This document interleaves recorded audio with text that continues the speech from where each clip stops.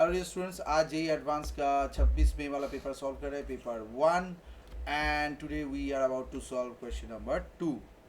तो यहाँ पर क्या दिया हुआ है, एट रूम टेम्परेचर में इस सारा हो रहा है aqua solution of in Situ general nitrous acid दिया हुआ है, गिव्स द स्पीसीज, कौन सा आएगा इसमें, ठीक है। तो रूम टेम्परेचर में क्या होगा,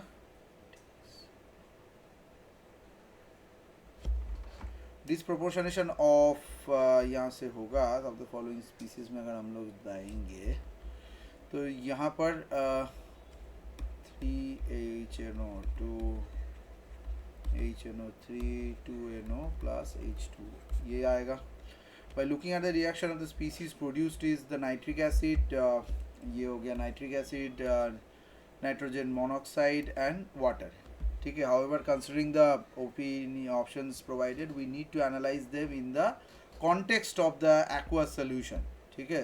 So and contribute the ions जैसे hydronium ion, that is H3O plus, NO2 doesn't appear to be a product.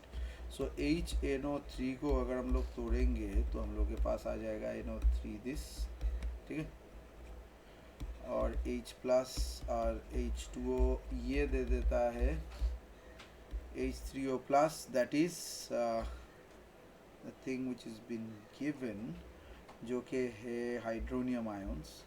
So thus the correct answer in this case will go for option number